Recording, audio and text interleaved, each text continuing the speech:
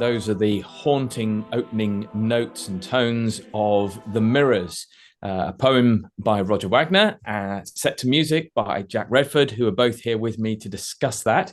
And you can get the poem in this book with this useful link down here. And I hope you'll go and have got that already if you've been watching these series of films.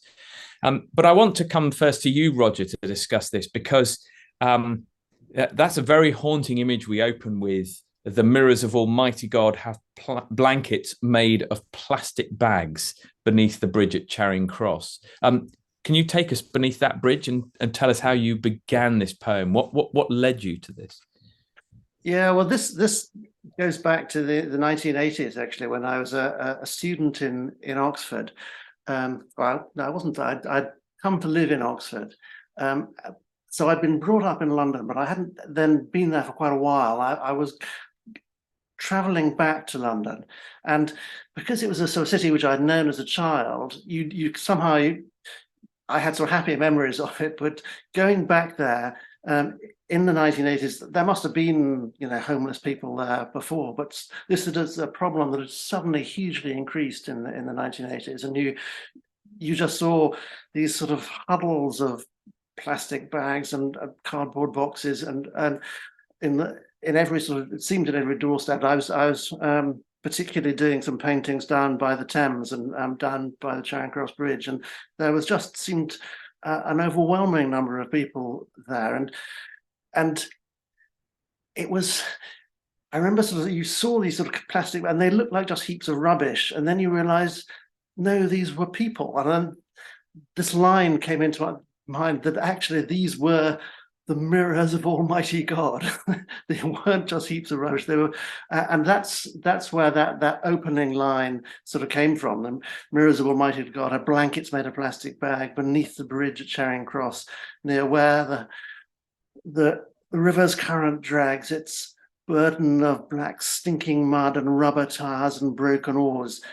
They lie like Lazarus at night when rich men's guard dogs licked his sores. And so I kind of then took me into that the sort of New Testament picture of Lazarus, who is actually the most sort of kind of miserable of people, but the next moment is actually in Abraham's bosom with God, and so that was really where the poem sort of started from, and it is actually became part of the other poems we were talking about before were in my first little book called Fire Sonnets. This was in a book called In a Strange Land, which was, again, this is the only copy I've got left of it, which was Psalm.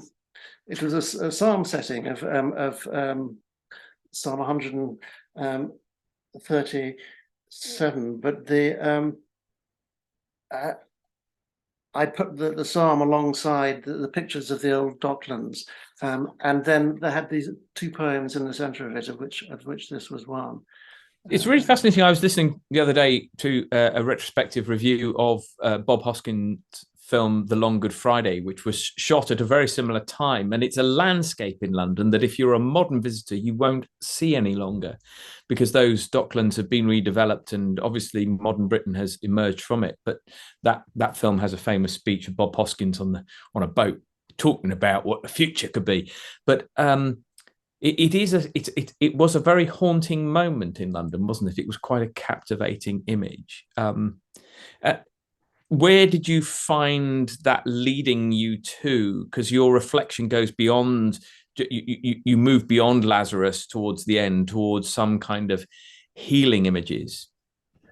Yes, well, I mean, the idea of the mirrors was then I sort of just started with this line, and I hadn't thought where that would lead to, and obviously it brought in mind the whole idea that the image of God, but then I sort of go on immediately from Lazarus to because the bus that taking me into to London from Oxford stopped at Oxford Street, and suddenly there were these, I'd grown up with, telephone boxes with a nice little red things. But suddenly they're all filled with sort of, with cards, advertising sort of sex workers and things. And so that was the next line. The mirrors of Almighty God have Oxford Street as their love bar.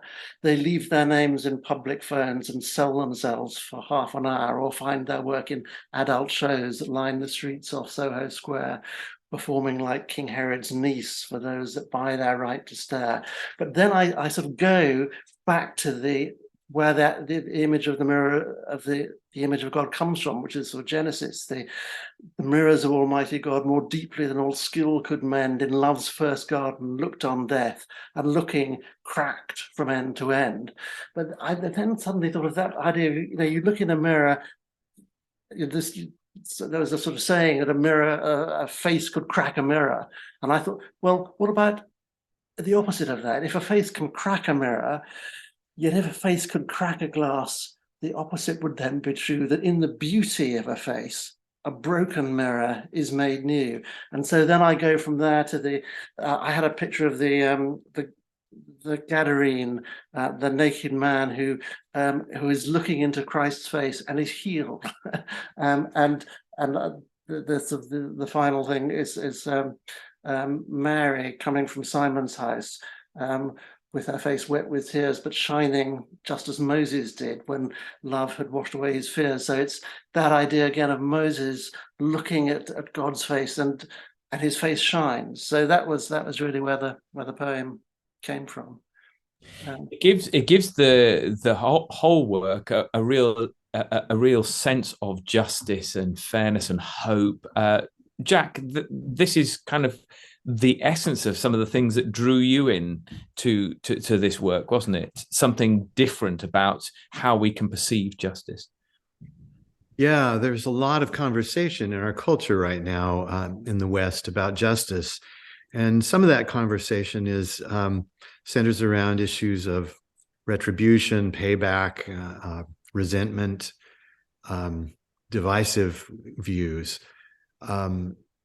But I felt like in this poem, there was a different way of looking at justice.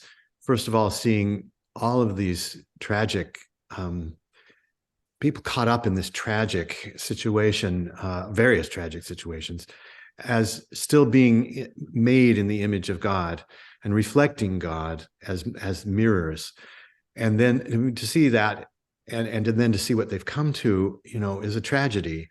But the way that this tragedy is addressed in the poem and in Roger's vision of this is healing through love, through an overwhelming and restorative love. And so that really caught my attention.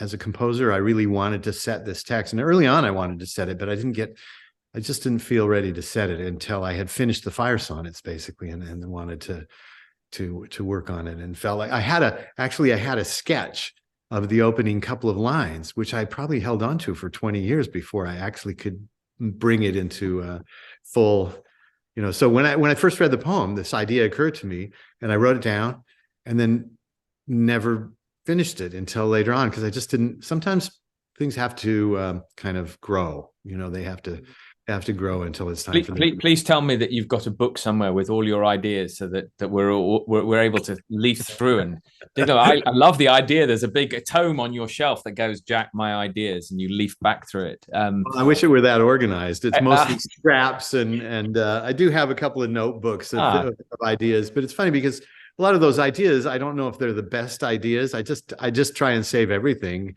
so that I don't lose something that might be valuable later on. So I go back. You have a filing system like Roger's, actually, but I have seen his filing system as well. But you also use minor and major key in this as a kind of transitionary point as well, don't you? Yeah. Well, the first four stanzas are dark. They're an observation of this tragic setting that he's describing, and I particularly wanted to when it got to the Soho Square images in the phone boxes, I wanted to have this sense of a repetition, that just a cycle that can't be that hasn't been broken, that just the sort of repeating cycle of tragedy, which I did musically. And then after that, there's a couple of verses, a couple of quatrains that are transitional musically, that move us from those darker images to a more positive view of the healing. And that's where I shift from principally a minor keys. And I go through all of these various, I mean, it's almost like going through the cycle of fifths in the opening, of the minor keys, and then come back to that melody and use it in a major mode to describe the man of the Gadarenes and Mary coming from Simon's place. The poem ends with the words fears, when love had washed away his fears. And I felt like where that was very effective as lines of poetry, as a musical setting, I wanted to end on the word love, because I felt that was the word that described how justice was achieved for these tragic characters, or could be achieved. And so I ended the musical setting on the word love in almost an epiphany or an ecstatic utterance of the word love. And then in big unison, at the end of the word love. I mean, I think that's really, really powerful the way you do that. And it's, it just makes it's a tremendously kind of affirming end, which I just love. I think it's very much in the spirit. It captures that sense of ethereal and mystery and sadness through to a wonderful conclusion. Thank you both very much for talking about this wonderful piece and tremendously visionary words.